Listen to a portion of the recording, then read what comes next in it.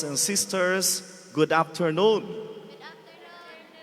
God is good all the time.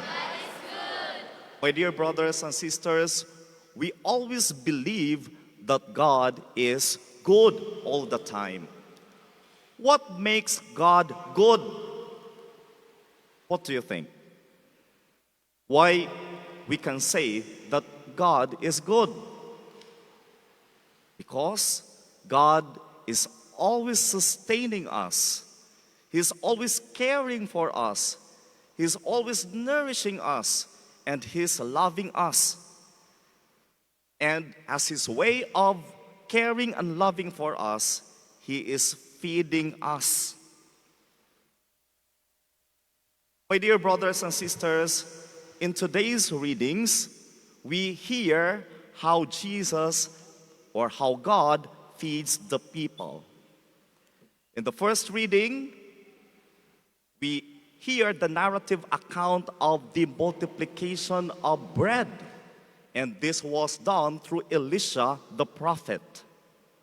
Imagine from the 20 loaves of bread, Elisha was able to feed 100 of men. What a miracle.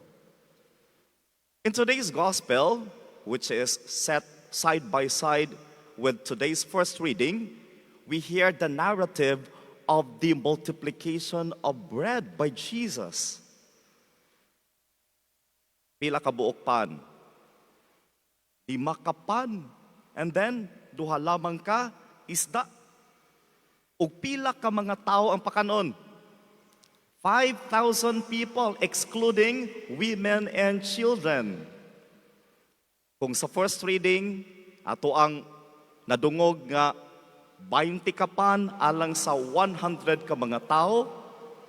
In today's gospel, imagine, only 5 loaves of bread and 2 fish were enough to feed thousands of people. Isn't it amazing? Makaingon kita na og sana all. Mga igsoon, this only shows that God, because He loves us so much, He doesn't want us to get hungry. Because He loves us, He wants to feed us. Di gayud siya gusto nga naay magutom sa ato. And then, my dear brothers and sisters, when God gives, He gives in abundance. Dili lang kay igo-igo lang. Kaya imagine in this narrative of the multiplication of bread, wala lang kay nakakaon ang mga tao na pagisubra. O pila kabuk sobra? 12 wicker baskets. Imagine. Kay ang Ginoo kung muhatag siya kanato may igsoon naghinubra. Just look at our surroundings, our environment. Can you count the number of species of plants? Hay dili no. Daghan kaayo, di ba? Can you count the number of your hairs? Na di gyud. Because when God gives, He gives in abundance. And that is why we can really truly say that God is good all the time. Because He never fails to sustain us. He's always providing us with our needs. And we can see that in our struggle nowadays as we face the pandemic. But even if it's pandemic, we never feel hungry. We never go hungry. Di ba milagro na sa Ginoo no? Nga bisan og pandemic na pagyapon tayo makaon? Dili ba na milagro sa Ginoo nga bisan og nag-down ang atong economy pero we can still able to eat 3 times a day. Ang uban pagali nakapalit pagdaghang kaang, di ba? Kay nagpasabot lang na siya nga wa gid ta ingon nga naglisod after all. Yes, we may feel some difficulty during this time of pandemic, but we can really say that God has really sustained us and is continually sustaining us with our needs. Amen. Now, my dear brothers and sisters, as we look into today's gospel, there is the mention there of how Jesus feeds the crowd. He took the bread and then do the blessing. He gave thanks to the Father and then distribute the provisions to the people. And that reminds us of the gestures of the priest when he does the consecration. Ang pari mukuha sa pan, iyahang panalanginan, ug iyahang ihatag sa mga tao. This reminds us, my dear brothers and sisters, that God is not only feeding our stomachs with the material food. God wants us to feed us with, or to sustain our spiritual life by feeding us with His own body and blood. Makaingon kita mga igsono nga kamaayo gayud sa Ginoo, because He does not only sustain us with material food, He's also sustaining us with spiritual food, the bread from heaven. So I hope nga ato gining ma-appreciate, no, kaning gesture sa Ginoo ba sa pagpakita og kaayo ug gugma sa atoa. Now, my dear brothers and sisters, what's our response to God's generosity, to God's goodness? Of course, that of gratitude and generosity as well. We really ought to be generous to God. Kamatikod mo anang manok.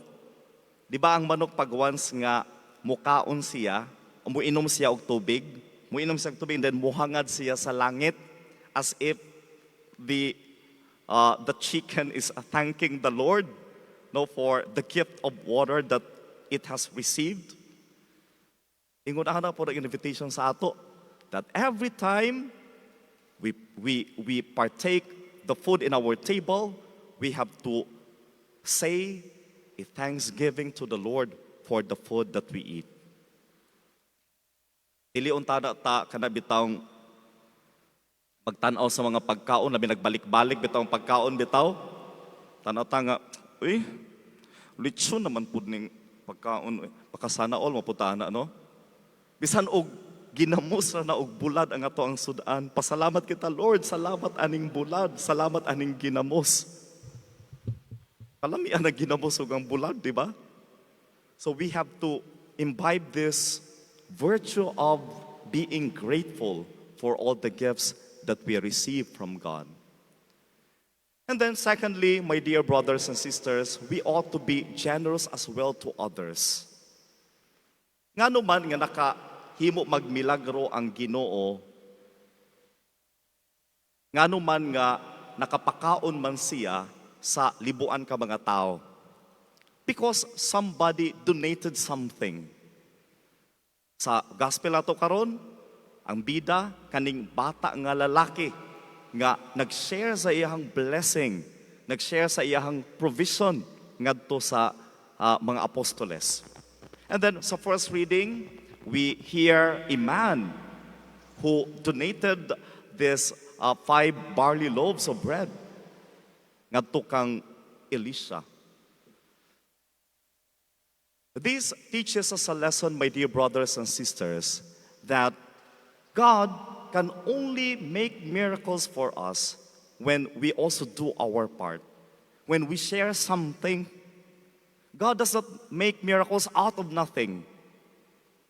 He makes miracle out of something. So mabagali, no? We believe that when, actually, mawagin siya words ni Monsignor Rowell, that when we are generous, God will be extra generous to us. And when we are extra generous, God will be extra generous to us. So that is why, my dear brothers and sisters, if we want that God do miracles in our lives, we have to also do our part. We have to share whatever we have to the needy, to the poor. Why is it? Are you not wondering why is it that there are people in the world that who can barely eat 3 times a day? Nganong naamay mga magutman? As to my reflection, my dear brothers and sisters, it's not because we lack resources, no. It's because there are really greedy people who cannot share their resources, their blessings to the hungry and to the destitute. And that is why in today's in today's readings, our Lord is inviting us not just to be grateful to Him, but also to share what we have to others. Amen? God is good all the time. Sige, will you please tell the person next to you, inaa siya, ayaw paghinakog. Yan. And then, you also tell him or her, share pa more. Yes, because the more we share, the more we received. Amen. Please, I will